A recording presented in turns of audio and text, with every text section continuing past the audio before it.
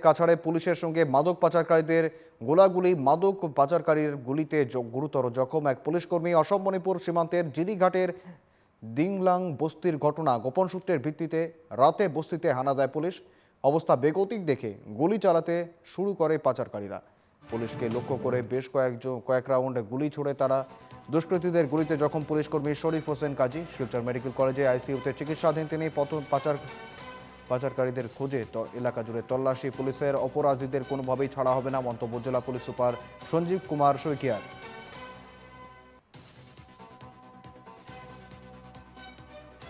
আবারও জানাবো, কাছাড়ে পুলিশের সঙ্গে মাদক পাচারকারীদের গুলির লড়াই।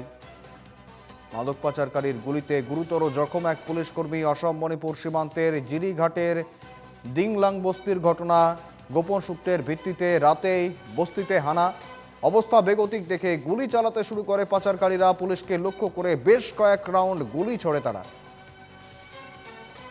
দুষ্কৃতীদের গুলিতে জখম পুলিশকর্মী শরীফ হোসেন কাজী। শিলচর মেডিকেল কলেজের আইসিইউতে চিকিৎসাধীন।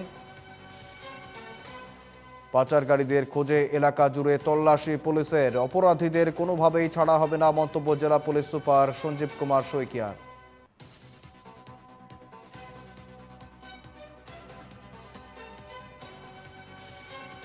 সঙ্গে রয়েছেন প্রতিনিধি শাহাদাত বড়ভূঁইয়া, জানবো আরো বিস্তারিত। শাহাদাত, পাচারকারী এবং পুলিশের মধ্যে গুলির যুদ্ধ, বর্তমানে কি অবস্থা? নিশ্চয় গতকাল সন্ধ্যাবেলা কাছাড় জেলার লক্ষ্মীপুর বিধানসভা এলাকার যে জিরিঘাট এবং জয়পুর থানার মধ্যবর্তী এলাকায় একটি প্রত্যন্ত অঞ্চল দিগলাং বস্তি, সেই দিগলাং বস্তিতে কাছাড় লক্ষ্মীপুরের সিডিএসপি পুলিশ সুপার পৃথিবীরাজ কুমার নেতৃত্বে একটি ড্রাগস বিরোধী অভিযানের দল গিয়েছিল সেখানে ড্রাগস পাচারকারীদের পাকড়াও করতে। সেই সময় হঠাৎ করে পাকড়াওকারীরা ঠিক সেই সময় ড্রাগস পাচারকারীদেরকে ধরার সময়ই হঠাৎ করে পাচারকারীরা অন্ধকারের সুযোগ নিয়ে পুলিশের উদ্দেশ্যে গুলি ছুড়ে এবং সেই ছুড়া গুলিতে পুলিশের জওয়ান একজন শরীরে লাগে এবং সে নিহত হয়।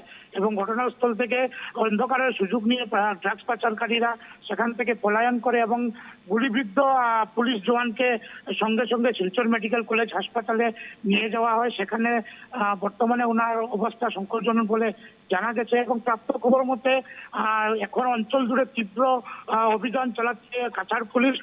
এখন পর্যন্ত কোনো ধরপাকড়ের খবর পাওয়া যায়নি। শুভেন্দু, একেবারে অনেক ধন্যবাদ তোমার শাহাদাত। অন্যদিকে একেবারে ঘটনাস্থল থেকে আমাদের প্রতিনিধি আহাদুল আহমেদ একেবারে আরো বিস্তারিত তুলে ধরছেন, দেখুন। হয় অসম মণিপুর সীমান্তবর্তী জিরিঘাটৰ দিগলাং বস্তিত গুলিয়াগুলিৰ ঘটনা সংঘটিত হৈছে। ড্ৰাগছ মাফিয়াৰ গুলিত গুলিবিদ্ধ হৈ গুৰুতৰ আহত হৈছে এগৰাকী আৰক্ষী জোৱান আৰু বৰ্তমান এই আৰক্ষী জোৱানগৰাকীক শিলচৰ মেডিকেল কলেজত লৈ অনা হৈছে। আৰু আপোনালোকে দেখি আছে যে দৃশ্য, এই আৰক্ষী জোৱানজন ড্ৰাগছ মাফিয়াৰ গুলিত গুলিবিদ্ধ হৈ গুৰুতৰভাৱে আহত হৈছে আৰু বৰ্তমান এই আৰক্ষী জোৱানজনক শিলচৰ মেডিকেল কলেজত লৈ অনা হৈছে। আৰু মেডিকেল কলেজত আপোনালোকে দেখি আছে যে কাছাড় আৰক্ষীৰ লোকসকলো আহি উপস্থিত হৈছে। আৰু জানিব পৰা মতে সীমান্তৱৰ্তী অসম মণিপুৰ যি সীমান্তৱৰ্তী অঞ্চল, এই অঞ্চলত ড্ৰাগছৰ বিৰুদ্ধে অভিযান চলাবলৈ গৈছিল লক্ষীপুৰৰ যি চিডিএছপি, এই চিডিএছপিৰ নেতৃত্বত এটা দল তাতে অভিযান চলাবলৈ গৈছিল। আৰু অভিযান কালত ড্ৰাগছ মাফিয়াসকলে আৰক্ষীৰ হাতৰ পৰা বাচিবলৈ তেওঁলোকে গুলীচালনা কৰে আৰু এই গুলিত এগৰাকী আৰক্ষী জোৱান শরীফ হোসেন কাজী নামৰ এগৰাকী আৰক্ষী জোৱান গুলিবিদ্ধ হয়।